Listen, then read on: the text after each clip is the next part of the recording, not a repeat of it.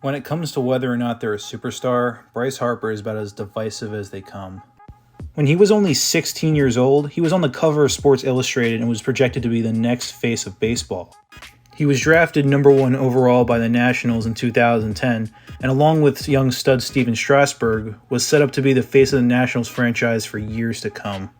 After winning Rookie of the Year in 2012 at the age of 19, Bryce would put up some decent seasons before exploding in 2015 for the best offensive season since Barry Bonds broke baseball. Harper put up a 197 WRC plus in 2015, something that no one had done since Barry Bonds in 2004. Not Mike Trout, not Miguel Cabrera, no one. If you want to dive deeper into how amazing his 2015 was, I recommend that you check out Foolish Baseball's video on him. He makes great content and you should definitely check him out if you haven't already. However, other than showing glimpses of it in 2017, he hasn't been able to show the tremendous heights he showed in his historic MVP campaign. After he signed a then record-breaking $330 million deal over 13 years with the Phillies, people have started to turn on him and call him overrated. Now, as a Phillies fan who loves Harper, I do have some bias in this, but I'm going to try to explain why this perception of Harper is unfair in the least biased way possible. The first commonly brought up argument is his batting average. In 2018, Harper put up a .249 batting average, and in 2019, he put up a .260 batting average, which to some people just isn't enough. Now, I know that people who like traditional stats may scoff at this, but batting average is not a good stat to use on its own. For instance, would you say Jeff McNeil is better than Mike Trout because of his batting average? Of course not. It's not a useless stat, but if you're going to solely use one stat to evaluate a player, batting average should be the last thing you use. Well, maybe other than RPI. The second commonly brought up argument that Bryce Harper is overrated is that he has the second largest contract in overall value of any player in all of sports.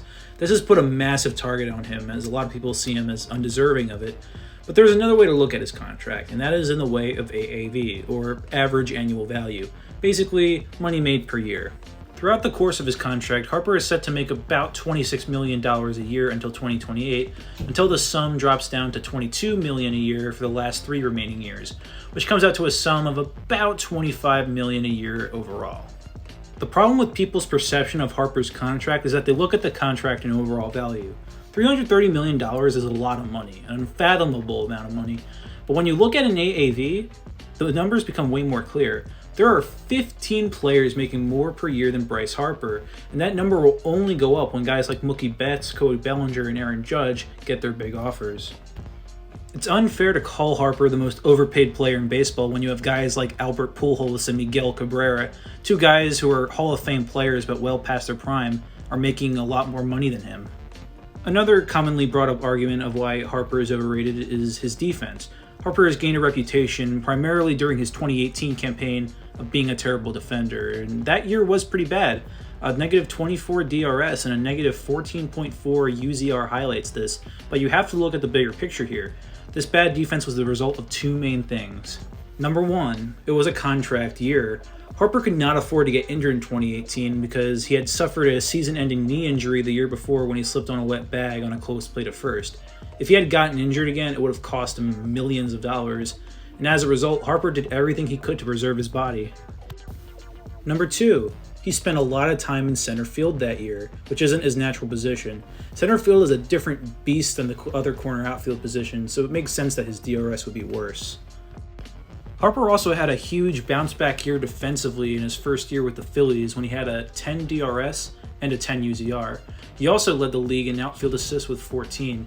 He has an absolute cannon in the outfield, and it's probably the most underappreciated part of his game. Now it comes to people's last main argument, his strikeouts. Now, this one I just don't understand. Strikeouts mean practically nothing in the MLB today, and Aaron Judge strikes out 30% of the time, and he's a top 5 player in baseball when healthy. Hell, even Ronald Acuna Jr. has a higher K percentage than Harper.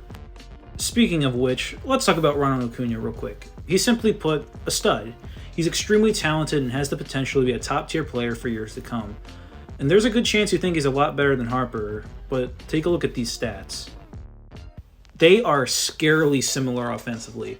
The only stat that Acuna extensively beats Harper in is batting average, which, as I said before, is not a good stat to use on its own, and this is a great example of why. But SMG, you say? Ronald Acuna must be much better defensively. His WAR says so. But take a look at this. Harper and Acuna had virtually the same DRS, with Acuna having one more, and Harper had a much higher UZR with 10 compared to Acuna's 2.8. However, their F4 is still one apart. This is likely because Acuna is a much better base runner and has more plate appearances. And just to be clear, I'm not arguing that Harper is better than Acuna, but if you had to replace Acuna with Harper, you'd be getting virtually the same amount of production. And there's also one more thing to point out in all of this, is the fact that Harper has a reputation of being a bad teammate and not running out ground balls. Take this as someone who watched nearly every Harper plate appearance in 2019. This could not be further from the truth. Harper busted his ass all year, and I believe that part of this was to win over the Philly crowd, which definitely worked. Most people will point out the physical encounter he had with Jonathan Papelbon in 2015, and this is just a terrible example. Harper didn't run out a fly ball in a meaningless September game when the Nats were already well out of the playoff race, and Papel Cancer thought it was a great idea to go choke him out because that's how a rational human being reacts to the situation.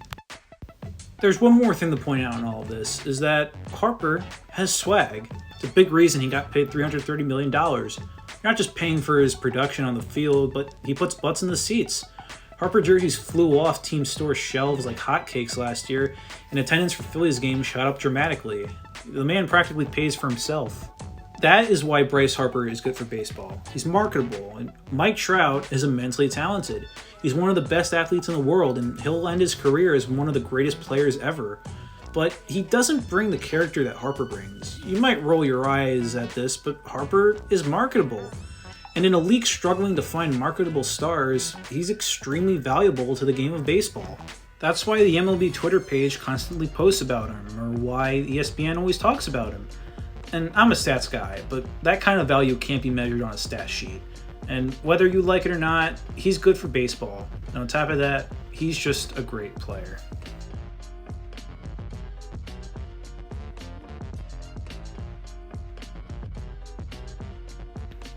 Thanks for watching, guys. This was certainly a fun time. I'm hoping to make more content in the future. Hopefully, other sports videos.